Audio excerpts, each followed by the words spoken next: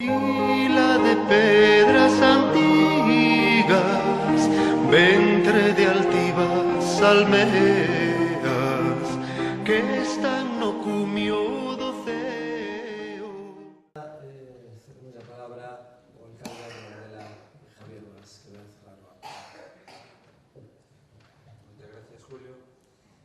Ben, en primeiro lugar, quero agradecer saudar a presenza dos familiares de don Alejandro Otero, os membros da asociación que leva o seu nome, e tamén, agradecer a presenza dos dous exalcaldes, os que me precederon no cargo, a don Xaime Rei e don Amado Recón, e a exministra Elena Espinosa, que tamén está con nos hoxe aquí, e aos concelleiros e a todos aqueles redondeláns que hoxe quixestedes participar deste acto de clausura do ano dedicado a don Alejandro Otero. Como xa quedou dito, hoxe, 14 de decembro de 2013, é cando se cumpren os 125 anos do nacemento de don Alejandro Otero Fernández e chegan ao seu fin os actos na súa homenaxe ao longo deste ano.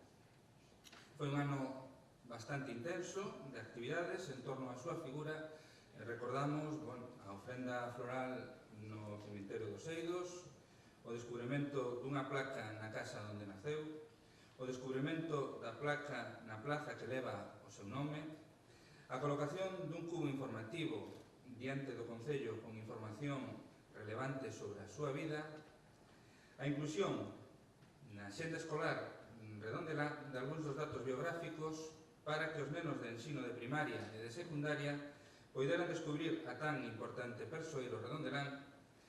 Despois veu unha exposición sobre a súa vida e hoxe, como broche final, temos a publicación do libro que se presenta hoxe. O Concello, como non podía ser de outro xeito, quíxose sumar ao rescate da memoria do investigador, do médico, do político e do humanista coa publicación dun libro centrado na súa persona. Agradezco enormemente a presencia de doña Enriqueta Barranco e don Fernando Girón, ademais da magnífica exposición que fixeron respecto da súa vida de don Alejandro Otero, non a deles. A presentación do libro. E esperamos que este acto de cerre, unido ao ano de homenaxe e reconocimento da figura de Alejandro Otero, servira para coñecer mellor quen foi don Alejandro Otero Fernández e como viviu a súa condición de redondelán. Quero agradecer a todos os que colaboraron de algún xeito con este ano de homenaxe. A familia, por a súa participación tan activa en todos os actos programados, a Asociación Cultural Alejandro Otero por a súa disponibilidade a colaborar neles, a Diputación de Pontevedra e ao Concelleiro de Cultura, Julio Alonso, polo magnífico traballo realizado neste e noutros actos da nosa cultura redondelana.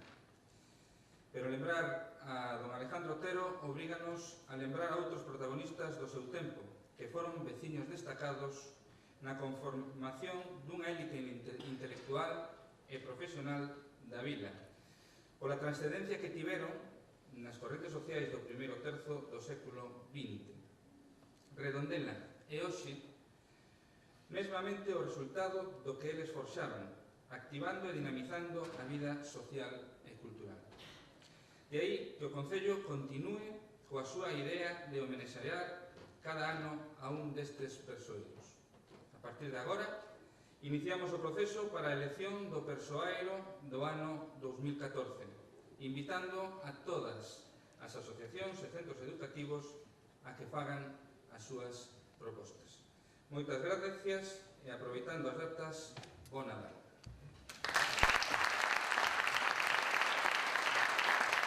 De decembro, no que se conmemora o 125 aniversario do nacemento de Alejandro Otero Fernández, e precisamente para conmemorar ese acto, esa homenaxe, temos hoxe con nós a presenza dos biógrafos de Alejandro Otero, Enriqueta Barranco e Fernando Girón, os que lles agradecemos a presenza hoxe aquí, de Granada, profeso para este acto.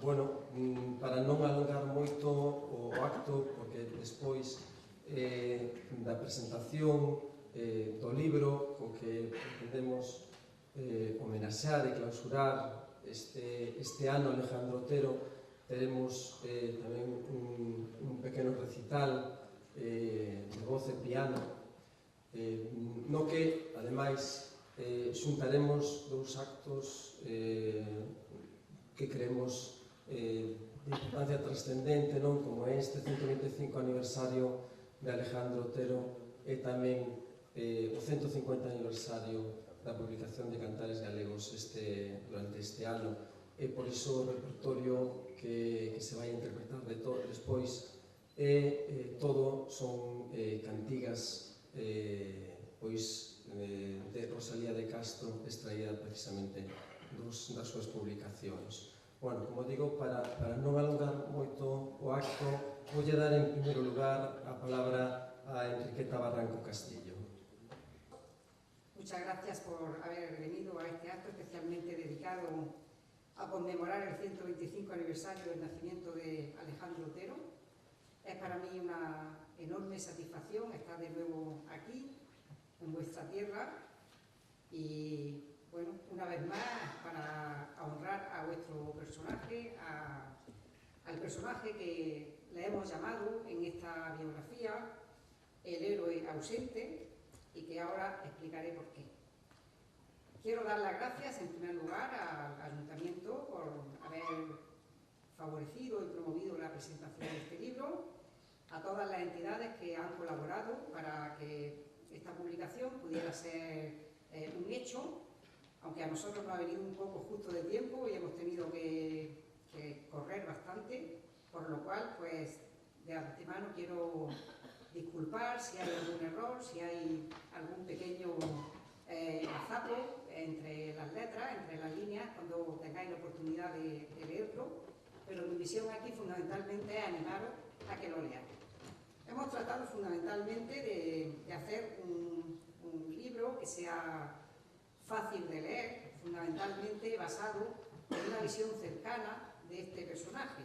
Es una visión que os pueda más o menos acercar a lo que representó en su momento la presencia en Redondela y mucho más en Granada de vuestro ilustre paisano Alejandro Otero. Pero probablemente os preguntaréis por qué hemos titulado esta obra El héroe ausente. Y os lo voy a explicar de manera resumida. En los grandes poemas, generalmente, el héroe era el personaje principal en el que se centralizaba toda la acción. Este libro no es un relato poético, quizás sí lo es dramático, como las lectoras y los lectores podréis comprobar. Y todo él gira en torno a un gran hombre, algo incomprendido por sus coetáneos, Alejandro Otero Fernández, ausente de la memoria colectiva, que trató de ignorarlo hasta no hace demasiado tiempo, estuvo del lado de los vencidos tras una contienda fratricida. Pero sus gestas se mantuvieron vivas entre quienes tuvieron la oportunidad de contar con su amistad, pertenecieron a su cátedra y fueron testigos de su actividad profesional o de su apasionamiento político. Así es que el hilo conductor de esta obra es precisamente, fundamentalmente, las acciones importantes que Alejandro acometió a lo largo de su vida y también, que duda cabe, que parte de su vida. Fundamentalmente deciros que aquí y también en Granada, que fue su tierra adoptiva, no en vano, uno de los alumnos, uno de sus discípulos que acudieron a su sepelio aquí en el cementerio de Oeido, le trajo un saquito de tierra para que se le depositara en su nicho junto a su ataúd, porque quería que de alguna manera descansara también en la tierra en la que había dedicado parte de su sabiduría y muchos años de esfuerzo. Fue un personaje que condujo de alguna manera los destinos de la Facultad de Medicina de la Universidad de Granada y también la vida política, pero que hubo algunos momentos en los que casi nadie se atrevía a hablar de él, y menos en público. Todavía recuerdo a un señor mayor, hace ya más de 30 años, que se llamaba Emilio, que un día acudió a mi domicilio cuando supo que yo estaba comenzando a investigar a Alejandro, y llevaba en su mano un pequeño paquetito de papel de seda. En su interior llevaba una fotografía de Alejandro, como si de un tesoro se tratara. Pero eso sí, me lo llevó en secreto. Era el año 82, todavía estaban vivas muchas de las personas que con él se habían relacionado, pero eran escasas las que accedían a prestar su testimonio, y muchas menos las que querían hablar del paso por Granada de nuestro héroe, que era amado y odiado a la vez, pues lo cierto era que a nadie había dejado indiferente. Así, cuando comenzamos nuestra investigación, la principal tarea como historiadora no me fue fácil, y desde luego nunca he pensado que esta historia haya quedado concluida, y por supuesto en este volumen que hoy les presentamos no lo será, está abierto a mejoras y ampliaciones, para lo que cuento todavía con la colaboración de muchos de los que estáis aquí, que a buen seguro que tenéis algo en la memoria que todavía puede que no hayáis relatado. Así es que todavía sigo empeñada en seguir recreando el momento histórico en el que vivió el héroe y que nunca va a concluir. Esta es la tarea de la historia. No obstante, quiero animarles a que lean este libro, en el que se resumen los aspectos más relevantes de la vida y de la obra de Alejandro Otero. Para ello, lo hemos dividido en 7 grandes capítulos, en los que hemos tratado de recoger las facetas más sobresalientes de nuestro héroe. En el capítulo 1 hemos hecho un recorrido por la vida académica, personal y profesional de Alejandro, y hemos prestado especial interés en destacar su formación intelectual, ya que fue ella la que le permitió alcanzar la relevancia social, profesional y política de la que disfrutó a lo largo de su vida. También hemos dedicado parte de este capítulo a reflejar los amores y desamores de Alejandro, porque ellos formaron parte de su vida y de su leyenda. En el capítulo 2, fundamentalmente, hemos tratado de destacar los desafíos a los que se enfrentó y los logros y gratificaciones que consiguió, casi desde su llegada a Granada, allá por el mes de mayo de 1914, va a hacer casi un siglo dentro de nada, vamos, esto es el tiempo bueno. Entonces, bien desde la Facultad de Medicina o bien con otras tareas en las que destacó, fundamentalmente creando un sanatorio que se llamó el Sanatorio de Nuestra Señora de la Salud, que todavía está en funcionamiento y que fue un modelo de progreso científico y técnico en aquellos momentos de la Granada de los años 1925, en las que el progreso todavía apenas había penetrado. También fundó un sanatorio mucho más modesto, en colaboración con una ilustre mecena granadina, que fue el Sanatorio Antituberculoso del Alfaguara, porque él, como afectado por esta enfermedad, la tuberculosis, dedicó parte de su vida a difundir las medidas para prevenirla y también para tratarla. Después, en el capítulo 3, es el capítulo en el que hemos tratado de reflejar la etapa de madurez de Alejandro, cuando ya estaba consagrado como catedrático de obstetricia y desde el punto de vista profesional era uno de los mejores obstetras y ginecólogos del momento, y no solo de España. Se dispuso en este momento, en el que ya era un personaje relevante, a adentrarse en la lucha social, en un momento histórico de cambio, cuando se avecinaba la caída de la monarquía borbónica y la proclamación de la Segunda República. Aquí encontraremos a Alejandro como un actor clave en el desarrollo de todos los acontecimientos que tuvieron lugar en Granada en fechas tan memorables. Su actuación pública más reconocida fue el discurso que pronunció en la Plaza de Toros de Granada, en donde se manifestó como el artífice de la conjunción republicano-socialista y como un gran intelectual. En esencia, este discurso electoral de Alejandro, que podréis encontrar en el libro, quedó bien reflejado y fundamentalmente lo articuló en 9 puntos, de los que nosotros solo aquí voy a resaltar algunos porque su contenido social me parece sumamente interesante.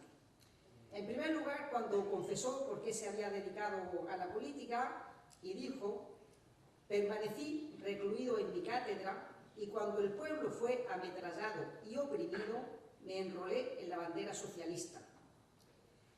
Cuando en el manso ambiente local se alzó un ambiente de rebeldía, vi con simpatía ese movimiento, porque veía con pena el marasmo existente en España, en contraste con el dinamismo progresivo de la Europa que conocía. Y esto es un factor muy importante para comprender por qué Alejandro se implicó tanto en la lucha social y en la mejora de la ciudad y de los lugares que le fue posible. Porque viajaba mucho por Europa y veía cómo en Europa el progreso social y el progreso científico eran una realidad, mientras que en España esa realidad estaba vetada. Todavía no, en los años 23, que es cuando comenzó a implicarse en el movimiento político, aunque era médico de la Casa del Pueblo desde el año 1919, todavía en España ni siquiera se avecinaba que iba a acabarse la dictadura y que iba a llegar una república. Y fundamentalmente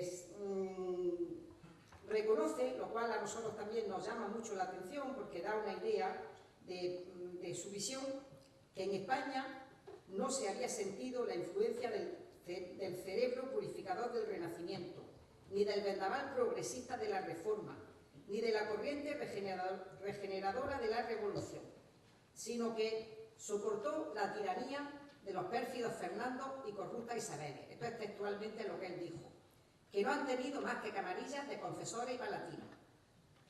Luego hace una cosa, un recuerdo de la Semana Trágica de Barcelona, que fue una semana en la que hubo un conflicto importante, en la que hubo muchos muertos, y dijo además de manera muy expresa que el pueblo no podía olvidar, adormecido por el fanatismo, y finalmente refiere que el gobierno había cambiado, dice: viene a nosotros otro gobierno que se titula pacificador de los espíritus, da lugar a otros sucesos sangrientos y el pueblo, que tiene que honrar a sus muertos y a sus héroes, clama unánimemente petición de venganza.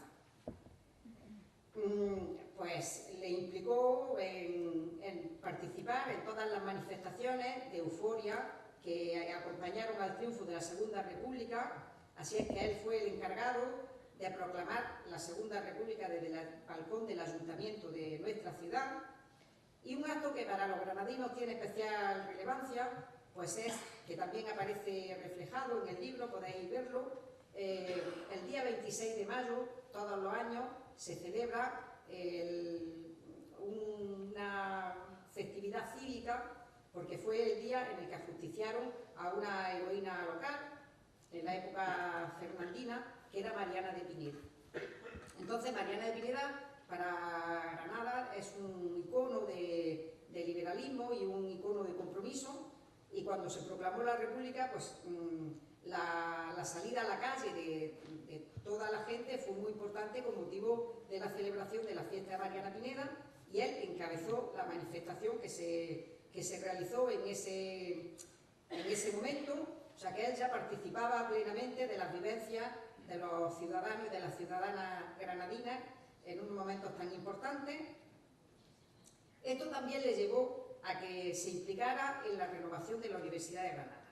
Implicarse en la renovación de la Universidad de Granada era un hecho también digno de considerar, porque no era fácil penetrar en una universidad muy cerrada, en la que la enseñanza dejaba bastante que desear, pero las clases estaban muy presentes. Eran también momentos en los que los estudiantes de diversas tendencias políticas luchaban a palos y a veces hasta mucho más por implantar su ideología dentro de la universidad, y él se propuso que eso no pasara. De tal manera que se comprometió en el rectorado de una universidad que era una universidad en crisis, una universidad en la que faltaban ayudas para la investigación, una universidad en la que faltaba presupuestos para bibliotecas, una universidad que se desenvolvía con muy pocos fondos y que cuando él se implicó en el rectorado lo hizo fundamentalmente porque creyó que iba a ser capaz de conseguir fondos para que la universidad progresara. Incluso llegó a fundar una asociación de amigos de la Universidad de Granada, al estilo de la que él conocía de Heidelberg, y que lo que pretendió con ese modelo fue hacer que los caciques, la gente que tenía dinero en Granada, que lo había, pues aportaran dinero para que la universidad progresara. De tal manera que ahora los que vivimos aún, los que hemos estudiado en esta universidad granadina, tenemos la oportunidad de disfrutar de una facultad de medicina espléndida, de un espléndido hospital clínico, que fueron fruto de su paso por nuestra universidad. Si él no hubiera estado allí, probablemente estas obras, que fueron en su momento faraónicas, algunas de ellas se pueden ver, las han estado poniendo ahí en la diapositiva, pues no hubieran sido posibles. También era un amante de nuestra Sierra Nevada. Vosotras y vosotros sabéis que allí tenemos una sierra con una estación de esquí que, en fin, que tiene mucha solera, y él construyó, vamos, bajo su mandato, se construyó el albergue universitario de Sierra Nevada para que los estudiantes pudieran ir allí a practicar el esquí, o bien en épocas de recreo, como en muchas ocasiones él iba. De tal manera que aún hoy podemos tener en muchos rincones. Yo hace un par de años hice con un grupo de una asociación de allí de Granada un paseo, que es un paseo por las rutas de Alejandro Otero, y la verdad es que estuvimos toda la mañana caminando por la ciudad y nos quedaron rincones que visitar que habían sido sitios muy específicos con los que él se había comprometido. Así es que si os animáis, los que no conozcáis nuestra ciudad, a visitarla en algún momento, todavía veréis que quedan restos de su paso por Granada. Pero en fin, no solo esto, sino deciros que el personaje se implicó de manera directa en la política nacional, que fue diputado a Cortes por Granada y por Pontevedra, aunque finalmente eligió el acta de diputado por Pontevedra, que esto le permitió también contemplar de una manera amplia cómo se desenvolvía la política del Estado en aquel momento, y que le hizo además entrar en contacto con personajes de su tiempo que, bueno, como después podréis comprobar, también representaron avances en su vida. Fue también una etapa de cambio muy importante, porque acogiéndose a la ley del divorcio, se separó de su primera esposa, también paisana, Laura Contreras Baliña, para establecer una relación sentimental con una joven de la alta sociedad granadina, que se llamaba Ina Girón, de ascendencia francesa, y que con la que en algún momento parece que incluso pensó en casarse, aunque ese matrimonio no se llevó a efecto. Así que Alejandro vivió sus últimos años de estancia en Granada, inmerso en la política, sentimentalmente renovado y dispuesto para hacerse leyenda. Lo que sucedió después forma parte de su otra historia, cuya exposición dejo en manos del coautor de esta obra, Fernando Girón. Gracias.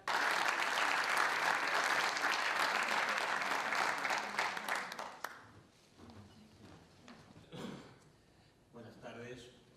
Yo voy a dar unas pinceladas sobre la vida y la obra de Alejandro Otero, basándome fundamentalmente en el libro que presentamos, por lo cual pues, haré una pequeña exposición y luego leeré algo. Voy a hablar fundamentalmente del periodo de la Guerra Civil y del exilio en México de Alejandro Otero. El día 17 de julio de 1936, como es bien sabido, se produce una sublevación militar en nuestro país y Alejandro Otero no estaba en Granada. Y de este hecho se han lamentado desde entonces y quizás hasta nuestros días la izquierda granadina, fundamentalmente el Partido Socialista, porque dicen, y posiblemente con razón, que si Alejandro Otero hubiera estado en Granada no hubieran triunfado las derechas. Yo tengo mis dudas, que comparte mi compañera Enriqueta Barranco, porque evidentemente Alejandro Otero se fue porque veía que su vida peligraba, ya que sabían con toda certeza, él tenía pues, informadores dentro de los cuarteles de Granada y sabía que la sublevación era inminente y que iba a triunfar sin ninguna duda. Algunos partidarios, digamos, de mantener una visión, podríamos decir, casi idílica sobre Alejandro Otero, sostuvieron en su tiempo, ya es difícil mantenerlo, que Otero se había marchado a Suiza, como todos los años hacía, o como algunos años había venido haciendo, para curar su tuberculosis. Nosotros sabemos que esto no es cierto por dos razones fundamentales. La primera es que Alejandro Otero se fue posiblemente el día 7 de julio, y decimos el 7 de julio porque es la última fecha que estuvo en el sanatorio por él fundado, el Sanatorio de la Salud, donde vivía tras separarse de su mujer Laura Contreras. Y el día 7 de julio es, digamos, la última fecha que consta en las pequeñas facturas que le presentaban para el abono de comida y dormir, etcétera, etcétera. Y otro hecho también importante es que por esas fechas él por la noche visita al presidente de la Diputación, que era también un destacado socialista, y le dice que él se va de Granada porque sabe que si se queda lo van a matar, y le aconseja que se vaya inmediatamente este personaje, Virgilio Castilla, que se vaya porque va a correr su misma suerte si no lo hace. Otero se va, Castilla se queda y efectivamente es fusilado. En el siguiente episodio lo tenemos a Otero en París.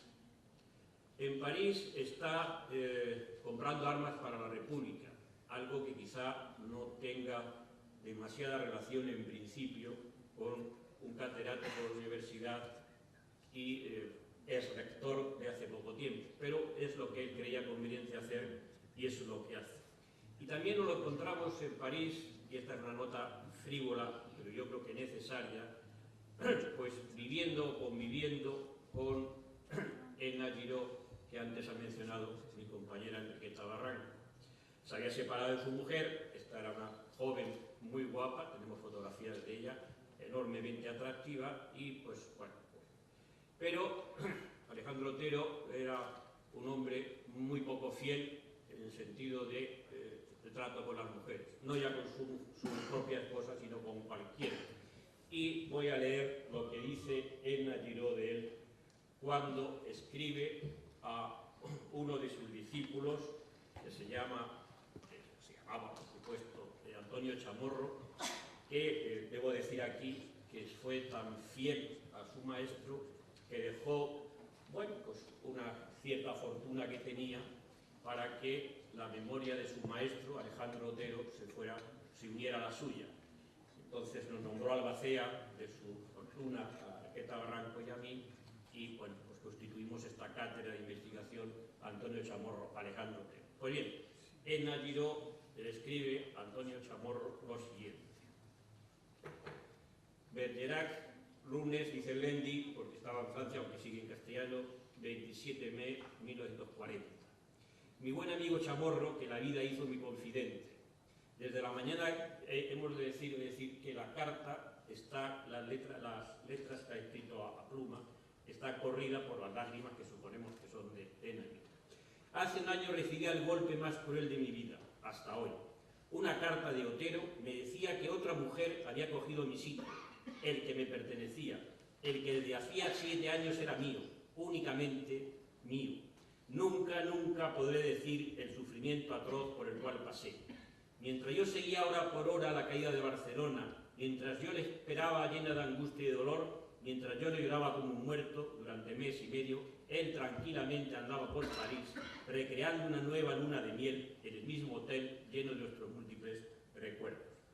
Bien, pues efectivamente Alejandro Otero estaba comprando armas para la República. Y hemos de decir que, bueno, pues no lo hizo excesivamente bien. Y no lo hizo excesivamente bien porque era imposible hacerlo mejor. De todas maneras, bueno, algunas cosas consiguió, algunas armas llegaron en manos de los republicanos, pero la opinión general, sobre todo de los detractores, es que propició, pues, digamos, malversación de fondos que le facilitaron y que su gestión no había sido muy oportuna. El historiador Hugh Thomas dice de él lo siguiente: tanto el embajador Albornoz, que era embajador español en París, como de los Ríos, que era Fernando de los Ríos, otro eminente socialista, no se llevaba muy allá con Alejandro Otero. Bueno, como de los Ríos, junto con el diputado socialista de Granada, doctor Otero, que eran personas respetables, pero no resultaron buenos contrabandistas de armas. Decididamente era muy difícil conseguir algo importante en un momento donde había una pléyade de compradores de todos los lugares, de las asociaciones, de la FAI, del CNT, era aquello un desastre total, de tal forma que unos se quitaban a otros los envíos, que cuando uno lo había pagado ya, llegaba otro y daba más dinero y se lo llevaba. En fin, un desastre muy apañado. Pero este contacto con las armas, que tenían que venir al lado republicano, hace que en el año 37 lo nombre subsecretario de Armamento. Pensemos por un momento, un catedrático de obstetricia y ginecología, el rector, que ahora va a dirigir la parte más importante en la producción y importación de armas de toda la República. Veamos de qué se ocupaba nuestro buen amigo Alejandro Otero. En teoría, quedaba bajo su exclusiva competencia las fábricas dedicadas a la producción, las adquisiciones de armamento, municiones, explosivos, productos químicos, objetos de óptica, materias primas y elementos para la fabricación de los mismos. Dependían de él, entre otros, las fábricas de cañones, proyectiles, pólvora, en todas sus secciones, y cartuchería, así como la inspección de fabricación de material de guerra del Ejército de Tierra y los servicios de fabricación de armamentos y municiones de aviación. Como vemos, pues absolutamente todas las armas estaban en sus manos. Allí Alejandro Otero, que era un hombre extraordinariamente consciente de sus valías, yo quiero pensar que esto tenía sus ventajas y sus inconvenientes, como todo, debió sentirse realmente frustrado. Estuvo en la Subsecretaría de Armamento hasta el final de la guerra y vio cómo, pues, muchos de los envíos que habían llegado no llegaban a su destino, que eran las trincheras o los lugares donde se defendía la República, y estaban almacenados a veces por incompetencia de unos y otros en los lugares más diversos, e incluso porque dentro de su secretaría tenía un montón de, digamos, quinta columnistas que hacían su vida muy, muy difícil.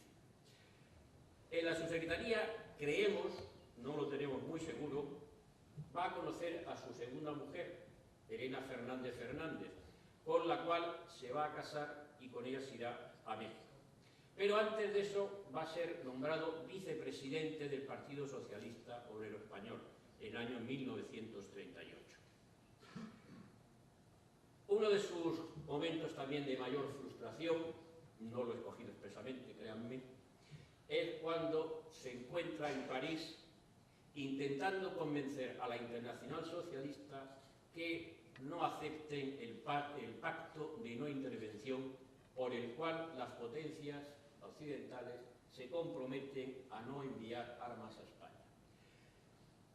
El gobierno español creía que por estar en el poder el Partido Socialista de León Blum dominando, tenía gran parte del camino andado y que las armas podrían fluir fácilmente desde Francia hasta España. Pero no contaron con que la Gran Bretaña, el gobierno de la Gran Bretaña, tenía muy claro, y posiblemente con razón, que si Francia ayudaba a España, inmediatamente Alemania intentaría oponerse y al final se verían involucrados en una guerra mundial. Y presiona a los franceses para que no vendan armas a la República ni dejen pasar por ella. Bien, pues Otero se encuentra explicándole esto en una reunión del Partido Socialista en París.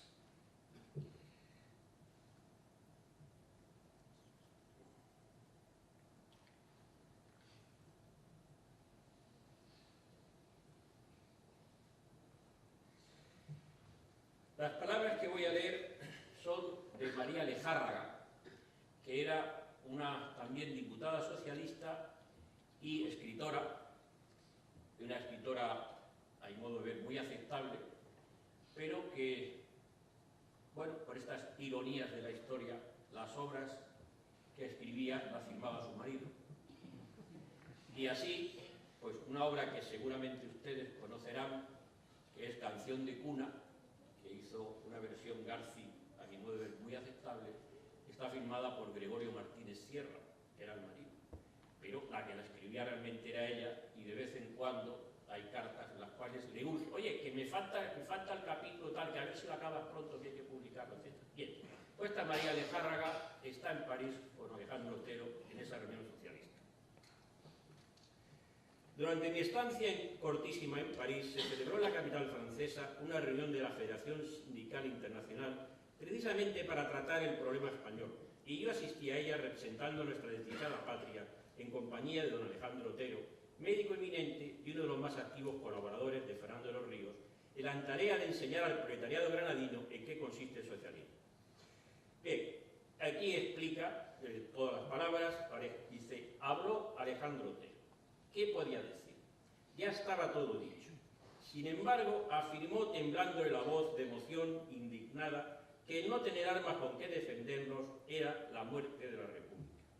No hicieron absolutamente ningún caso y al final van saliendo todos los asistentes de la reunión, le van dando la mano tanto a María Lejárraga como a Alejandro Otero y María Lejárraga comenta al final. Dice, cuando hubo desaparecido el último, yo me volví hacia Otero y le dije, mordiendo las palabras, amigo, entierro de primera clase. Él no me respondió.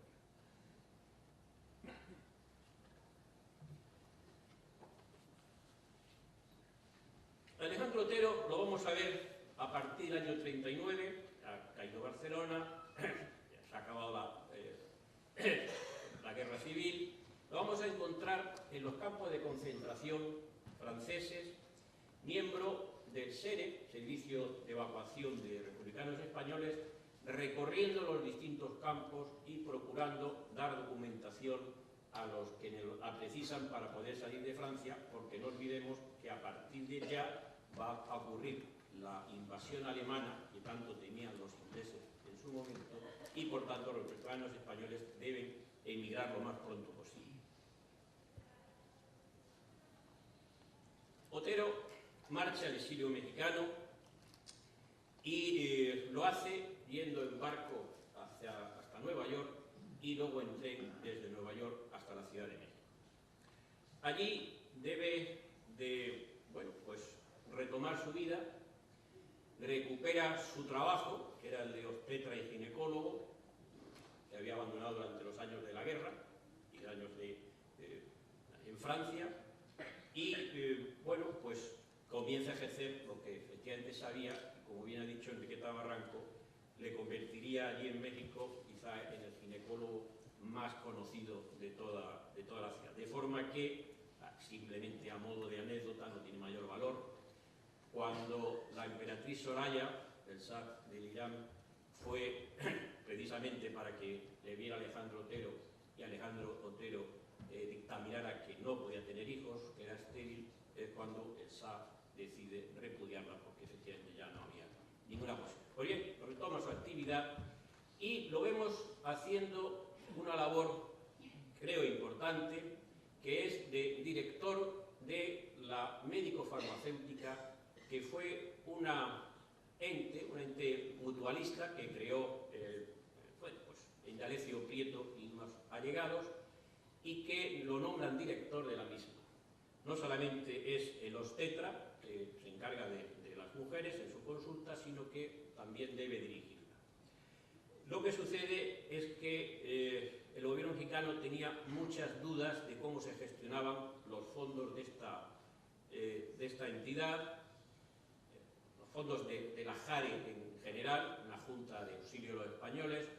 Estos fondos habían procedido de pues, lugares y sitios nada santos, una requisa general que hicieron en el Banco de España saltando las cajas fuertes de los que había allí, joyas de vírgenes, etc. No entremos ahí. El gobierno mexicano tiene muchas dudas de cómo se están gestionando los fondos y decide que desaparezcan. Y a los 2 años pues desaparece esta entidad. Otero no se conforma y crea su propia entidad, que es la Benéfica Hispana, en la cual se atendían a estos exiliados mexicanos o españoles en México que habían quedado sin cobertura al cerrar esta médico-farmacéutica, que llegó a contar con su propia farmacia, incluso intentaron hacer un pequeño hospital, etc. Alejandro Otero sigue al frente del Partido Socialista, esta vez ya como presidente en el exilio, y les voy a leer una pequeña, algo sobre sus relaciones con Indalecio Prieto. He sabido que en ese tiempo había 2 facciones, la facción negrinista, partidario de Juan Negrín, y la facción prietista. Y Alejandro Otero era prietista porque, por convencimiento, y quizá también porque había estado viviendo con Prieto en la misma casa allí en Barcelona. Veamos qué nos dice Indalecio Prieto cuando Otero le propone que se integre en la Junta Directiva del Partido Socialista en México.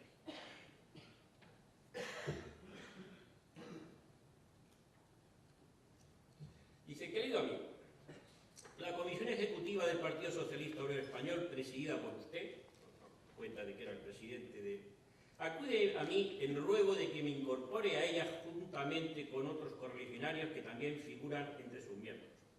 No pudiendo atender al amable requerimiento, deseo perfilar por escrito mi actitud. Dignamente yo no puedo entregarme a colaboraciones íntimas con quienes, primero ante la Diputación Permanente de las Cortes y después mediante documentos que hicieron circular por los campos de concentración, me declararon excluido de la disciplina de partido. Era el partidario de Indalecio Prieto, formaba parte de la sección prietista, pero sin Prieto, como podemos ver fácilmente. El sumum de la medicina en el México del momento era el Hospital de la Beneficencia Española. Era un hospital que dependía de una mutua enorme que habían fundado a mediados del siglo XIX los emigrantes españoles llegados a la Ciudad de México. Primero en Veracruz y luego en México, para ser exactos. Había alcanzado un prestigio enorme este hospital, entonces y ahora. Lo hemos visitado hace unos años y efectivamente es un magnífico hospital, remozado, etcétera, etcétera, en el cual trabajar en él era, pues, digamos, un lujo para cualquier médico. Alejandro Otero no nos consta que pidiera ser admitido y pidiera ser reconocido como ginecólogo para trabajar allí, pero el caso es que lo es. Y lo es, y desde su entrada se dedica a cambiar de manera enorme los planteamientos, adquiere material importante de radiodiagnóstico, adquiere sistemas de detección de tumores, etcétera, y lleva a la ginecología y la obstetricia mexicana a niveles que hoy día reconocen que efectivamente el punto de arranque fue Alejandro. Y tenemos por fin la muerte de Alejandro Otero, de la cual, como no podía ser menos, ya he dicho que Alejandro Otero era un hombre, podríamos decir, desbordante en todos sus niveles, pues nos encontramos con que también tenemos 3 versiones distintas de la muerte de Alejandro Otero. Voy a leer las 3.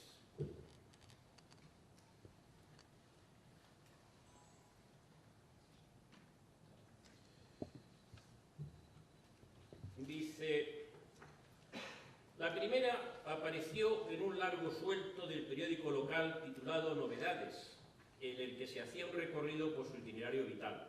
Nosotros tuvimos ocasión, estuvimos en México, la doctora Barranco y yo, de consultar este periódico y efectivamente era pues, una biografía de Alejandro Otero enormemente prolija. Se aseguraba que Otero salió del hospital español después de haber realizado una delicada intervención ginecológica, siendo las 12:30 y la 1 de la tarde.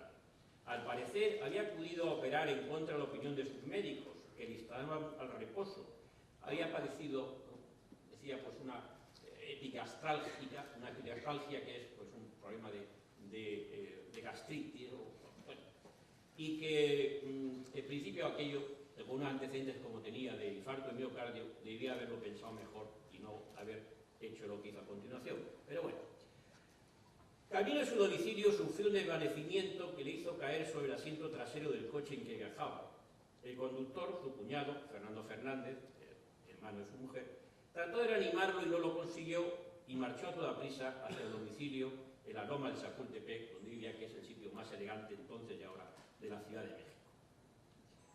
La segunda versión nos habla de que, bueno, difiere fundamentalmente en que Otero no había realizado una, sino varias operaciones en el hospital y que luego marchó a su casa, pero tras sufrir el ataque cardíaco había sido dejado en casa de unos amigos mientras su chofer acudía en busca de ayuda, que fue inútil porque cuando llegaron ya había muerto. La tercera fue referida a los autores de este libro por la última persona que le dio con vida, el doctor José Bernardo, por cierto, redondelano. Según lo que nos relató al salir del hospital, Alejandro Otero no tuvo intención de ir directamente a su domicilio.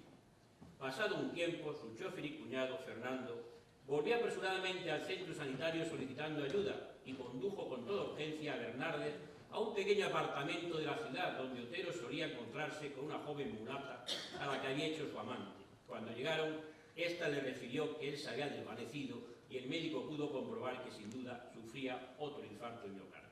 Nada pudo hacer por él sino conducir ya al casi cadáver al domicilio familiar. Y por último, como insisto también, dentro de esta vitalidad enorme y esta forma de entender la vida tan peculiar, pues Alejandro Otero tuvo 2 entierros y 2 viudas. Lo primero es relativamente sencillo. Se exhuma un cadáver y se vuelve otra vez a inhumar en otro lugar, que es lo que se hizo.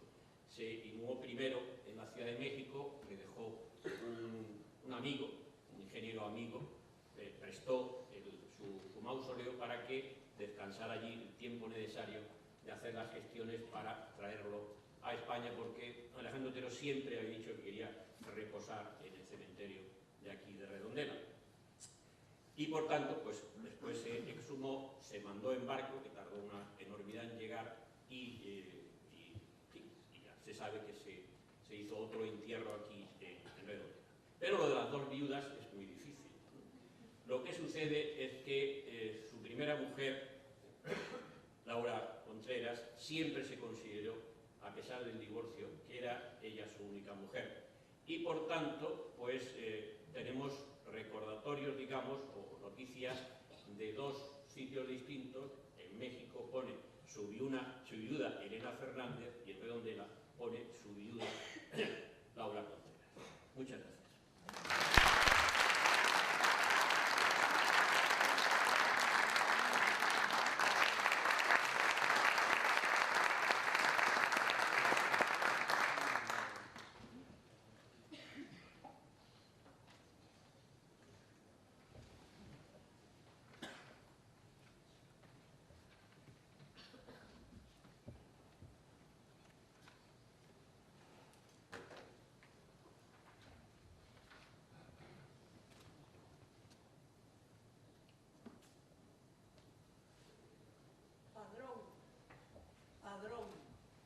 Santa María, les trobe. Adiós, adiós. Aquella risa sin fin, aquel brincar sin dolor, aquella louca alegría, ¿por qué acabó? aqueles 12 cantares, aquelas falas de amor, aquelas noites serenas, por que non son? Aquel vibrar sonoroso das cordas da arpa e o son da guitarra melancólica, que nos levou? Todo é silencio mudo, soidad de dor, onde outro tempo a dicha sola reinou. Adrón, Adrón, Santa María, les trobe, adiós, adiós.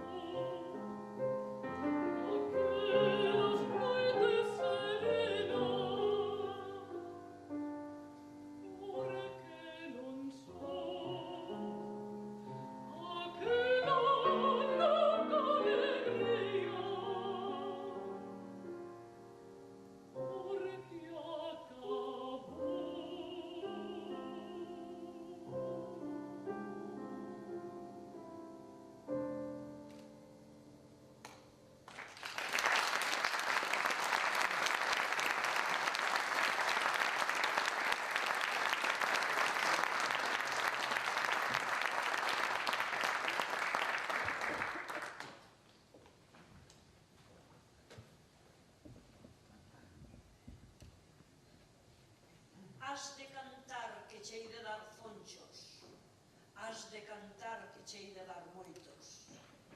Has de cantar, meniña gaiteira, has de cantar que me morro de pena. Canta, meniña, na beira da fonte, canta, dareiche boliños do pote. Canta, meniña, con branco compás, dareiche unha prolla da pedra do lar. Papiñas con leite tamén che darei, sopiñas con viño, torrexas con mel. Patacas asadas con sal e vinagre, que saben a noces, que ricas que saben. Que feira, rapaza, si cantas faremos, festiña por fora, festiña por dentro. Canta si queres, rapaza do demo, canta si queres, dareiche un mantelo. Canta si queres na lengua que eu falo, dareiche un mantelo, dareiche un refaixo. Co son da gaitiña, co son son da pandeira, che pido que cante, rapaza morena. Co son da gaitiña, co son do tambor, che pido que cantes, meniña, por Dios.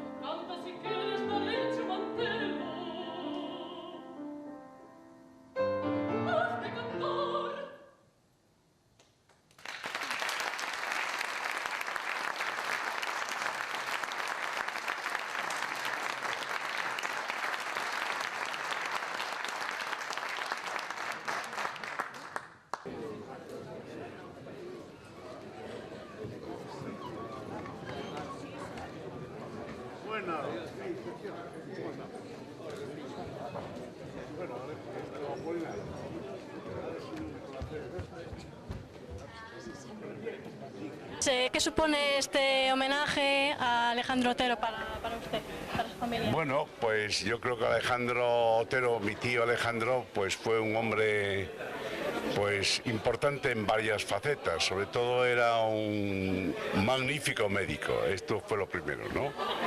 Un momento que era una de las primeras figuras de su tiempo en el tema de fertilidad, y grandes figuras de Europa precisamente fueron a México a consultarse para la posibilidad de tener niños, ¿no?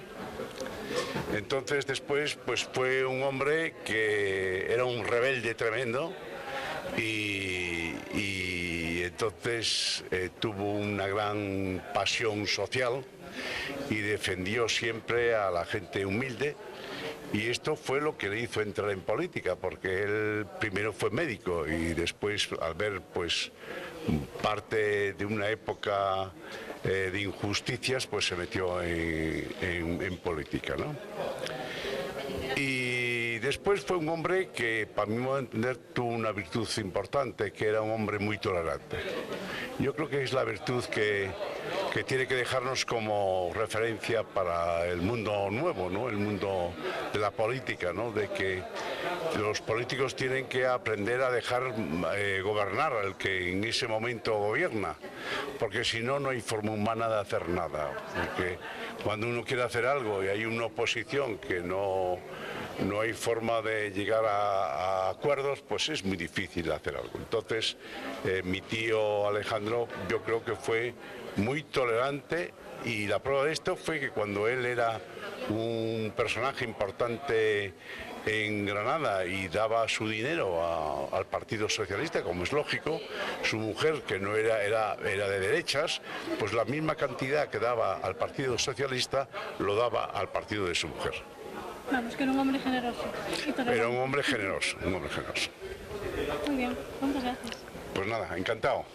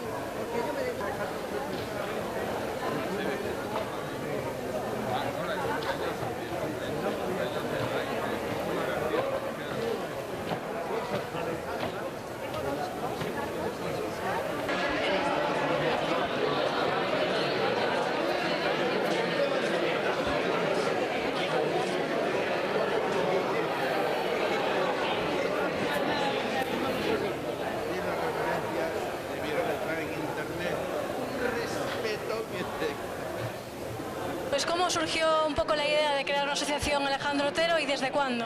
Pues esto surgió hace 4 años, lo impulsamos desde Juventudes Socialistas de Redondela, pero llegamos a un punto que creímos que esto no debe ser centralizarlo en la política, sino hacerlo una cosa más grande. Creamos esa asociación plural de gente, donde tenemos a personas de relieve, a Carmela Silva, a una ministra como Elena Espinosa, a los exalcaldes, a Saimi Amado, tenemos a parte de la familia, Antonio Alfaro Campo, a Alejandrina Regojo, a Mari Pereira, a Agustín Sobral, a José Martínez, mismo yo, a los biógrafos Enriqueta y Fernando, y entonces empezamos a trabajar en colaboración, mira, que está aquí con Julio, y empezamos a impulsarlo. El Partido Socialista llevó a pleno una moción donde se aprobó que Alejandro iba a tener una plaza.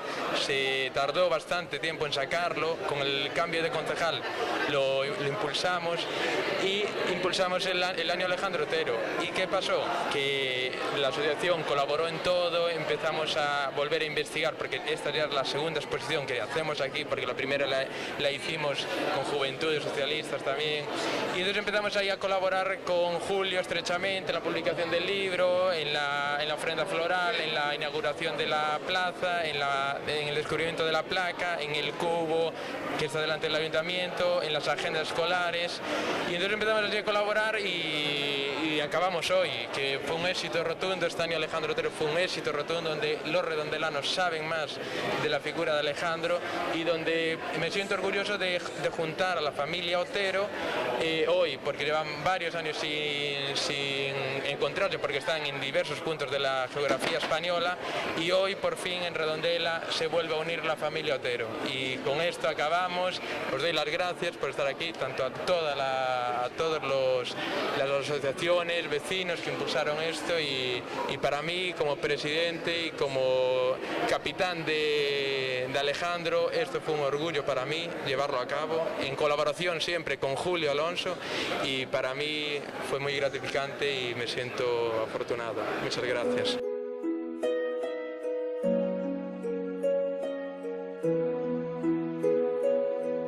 Lo confieso. A veces se me oscurece el alma de lluvia. Puedo incluso ponértelo difícil por las mañanas y hasta dejo que caigan las hojas arrastrando recuerdos. A veces dejo que el sol ilumine mi escenario, que salgan a pasear los colores, que podamos sentir su calor y llenar las calles de alegría. La ilusión no dura mucho, ¿verdad? Sí, soy yo, lo confieso. Galicia. ¿Me guardas el secreto?